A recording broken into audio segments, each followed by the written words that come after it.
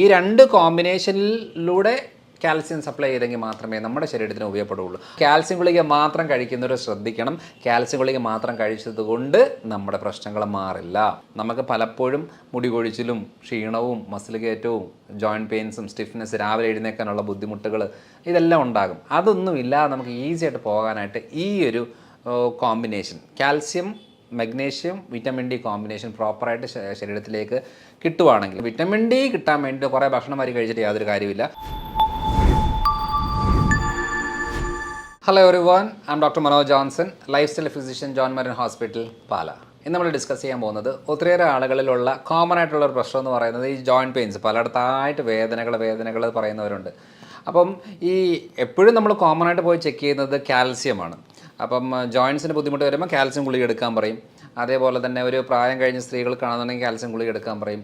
പലപ്പോഴും നമ്മൾ കാൽസ്യം ഗുളികകളും കാൽസ്യത്തിൻ്റെ സപ്ലിമെൻറ്റ്സും കാൽസ്യത്തിൻ്റെ ചെക്കപ്പുകളുമാണ് കൂടുതലായിട്ടും ഈ അസ്ഥി സംബന്ധമായിട്ടുള്ള പ്രശ്നങ്ങളിൽ നമ്മൾ കോമൺ ആയിട്ട് ചെയ്യുന്നത്.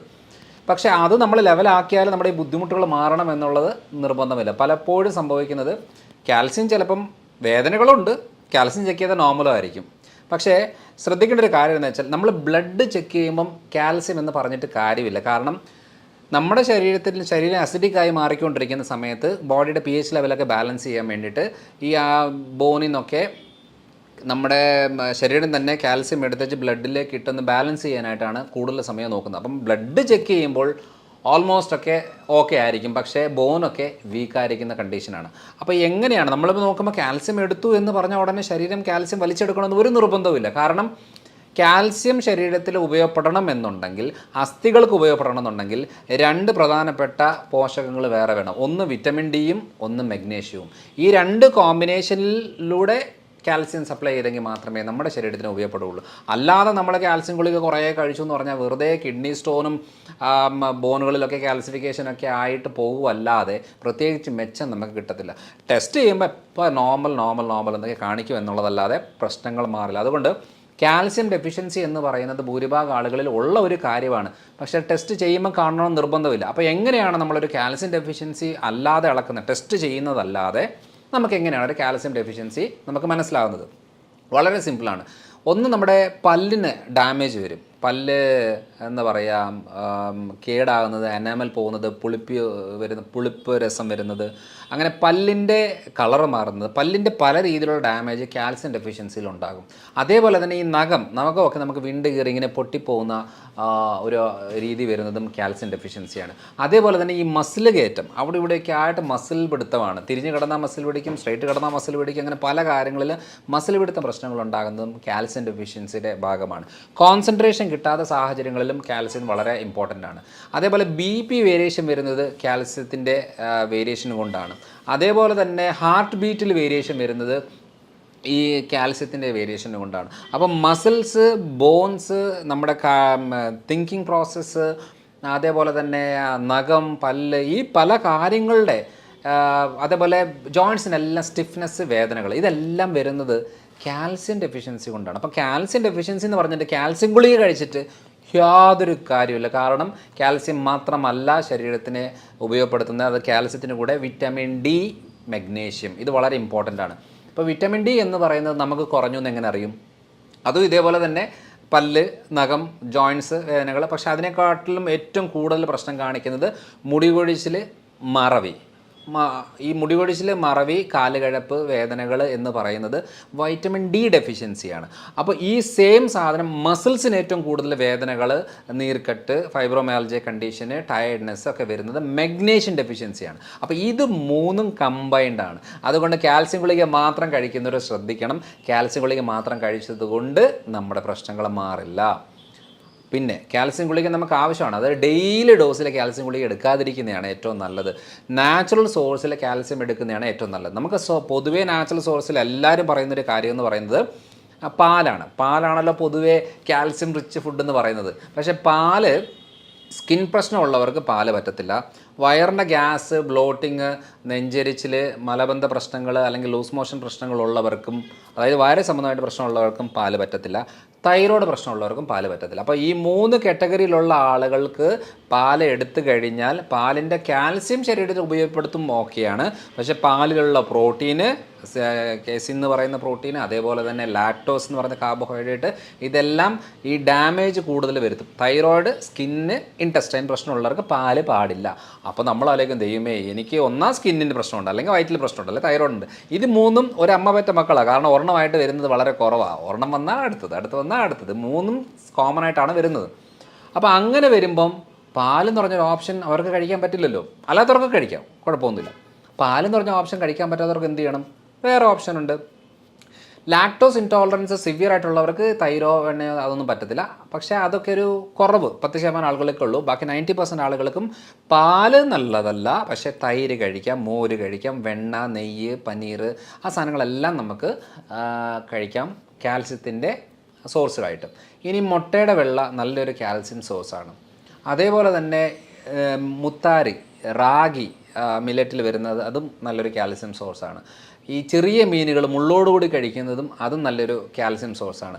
അതേപോലെ തന്നെ നമ്മുടെ ഷെൽ ഫിഷുകൾ, കക്ക, ഞണ്ട്, കൊഞ്ച്, അങ്ങനത്തെ മീനുകൾ, സീ ഫുഡുകൾ, ഇതൊക്കെ നല്ല അളവിൽ ഈ കല്ലുമ്മക്കായ എന്നൊക്കെ പറയുന്ന നല്ല അളവിൽ കാൽസ്യം ഉള്ള ഭക്ഷണങ്ങളാണ്. അപ്പം ഈ പറയുന്ന പല പല കാര്യങ്ങളിൽ നമുക്ക് കാൽസ്യം കിട്ടുമ്പം നമ്മൾ ഈ ഗുളിക തന്നെ കഴിക്കണമെന്ന് ഒരു നിർബന്ധവുമില്ല. അപ്പോൾ നമ്മുടെ ഫുഡിനകത്ത് ഈ പറയുന്ന കാര്യങ്ങൾ ഉൾപ്പെടുത്തി കഴിക്കുവാണെങ്കിൽ ഏറ്റവും നല്ലതാണ്. ഒരു മീനൊക്കെ നമ്മുടെ എല്ലാ ദിവസവും എന്തെങ്കിലും തരം മീൻ ഉച്ചയ്ക്ക് ഉൾപ്പെടുത്തി കഴിക്കുന്നതാണ് കുറച്ചുകൂടെ നല്ലത്. കാരണം മീനിനകത്ത് നമുക്ക് ഒമേഗ 3 ഉണ്ട്, കാൽസ്യം ഉണ്ട്, അതേപോലെ തന്നെ പല രീതിയിലുള്ള വൈറ്റമിൻസ്, മിനറൽസ് അടങ്ങിയിട്ടുള്ളതാണ് മീനിനകത്ത്. അപ്പം മീനിൽ നമ്മൾ ശ്രദ്ധിക്കേണ്ട കാര്യം എന്താണെന്ന് വെച്ചാൽ വലിയ മീനുകൾ അത്ര നല്ലതല്ല എന്നുള്ളതാണ് മെയിനായിട്ടും തിരിച്ചറിയേണ്ടത്. കാരണം അതിനകത്ത് കൂടുതൽ ഹെവി മെറ്റൽസ് ഉള്ളത് കൊണ്ടാണ്.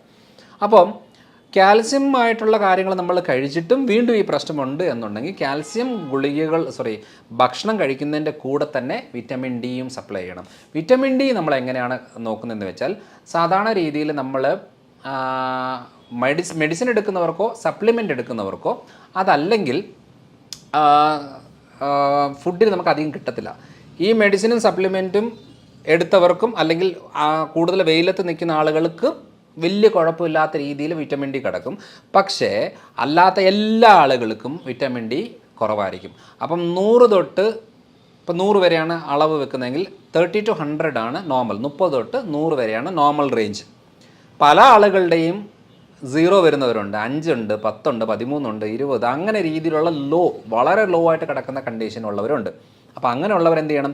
ഈ കാൽസ്യം ഫുഡ് കഴിക്കുകയും വിറ്റമിൻ ഡിയുടെ സപ്ലിമെൻറ്റോ മെഡിസിൻസോ നമ്മൾ എടുത്തെങ്കിൽ മാത്രമേ നമ്മുടെ ബോഡിയിലൊരു കാൽസ്യം നമുക്ക് മെയിൻറ്റെയിൻ ചെയ്യാൻ പറ്റത്തുള്ളൂ. അപ്പോൾ ഈ വിറ്റമിൻ ഡിയും കാൽസ്യം കഴിക്കുമ്പോൾ മഗ്നീഷ്യം എന്ന് പറയുന്ന ഒരു കോമ്പിനേഷൻസ്, അത് സപ്ലിമെൻ്റാണ്, അതും ആവശ്യമുള്ളതാണ്. അപ്പോൾ ഈ കോമ്പിനേഷനിലാണ് ഞങ്ങൾ കൂടുതലും ഈ പറയുന്ന ബോൺസ്, മസിൽസ് റിലേറ്റഡ് ആയിട്ടുള്ള പ്രശ്നങ്ങൾ കൂടുതൽ ട്രീറ്റ് ചെയ്യുന്നത് ഈ ഒരു കോമ്പിനേഷനിലാണ്. അതുകൊണ്ട് ഇത് എല്ലായിടത്തും നമുക്ക് അവൈലബിൾ. വിറ്റമിൻ ഡി എല്ലായിടത്തും കിട്ടും, കാൽസ്യം എല്ലായിടത്തും കിട്ടും, മഗ്നീഷ്യം എല്ലായിടത്തും കിട്ടും. അപ്പോൾ ഈ ഒരു കാര്യങ്ങളിലൂടെ ഉൾപ്പെടുത്തിയാണ് നമ്മൾ എടുക്കുന്നതെങ്കിൽ വളരെ ഈസി ആയിട്ട് നമ്മുടെ ജോയിൻറ്റ് പെയിൻസ് പ്രശ്നങ്ങളും കാര്യങ്ങളും ക്ലിയർ ആകും. അതുകൊണ്ട് പിന്നെ കാൽസ്യം ഡെഫിഷ്യൻസി എന്ന് പറയുമ്പോൾ ഈ ജോയിൻറ്റ് പെയിൻസ് മാത്രമല്ലല്ലോ, നമ്മളെ ഹാർട്ടിനും ബ്ലഡ് വെസൽസിനും കിഡ്നി ഹെൽത്തിനും മസിൽസിനും എല്ലാത്തിനെയും ബാധിക്കുന്നത് കൊണ്ട് അതൊരു നിസ്സാരമായിട്ട് എടുക്കരുത്. അതുകൊണ്ട് നമ്മുടെ ഫുഡിൽ ഇപ്പോൾ രാവിലെ നമ്മൾ 3 ദോശ കഴിക്കുന്നു എന്ന് വെച്ചോ, 3 ദോശയും ചമ്മന്തിയും കഴിക്കുന്നു. അപ്പോൾ അതിന് പകരം നമ്മൾ ഒരു ദോശയും ഒരു ഓംലേറ്റും ആക്കിയിട്ട് ഒരു ചമ്മന്തിയും കൂടി കഴിക്കുകയാണെന്നുണ്ടെങ്കിൽ നമുക്ക് ന്യൂട്രിയൻസ് കിട്ടി.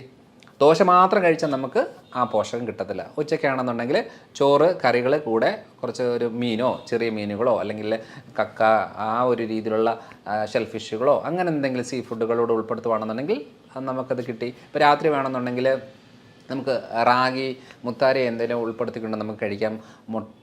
മുട്ട ഓംലെറ്റ് ആക്കിയിട്ടോ മുട്ടയുടെ വെള്ളമായിട്ട് കഴിക്കാം.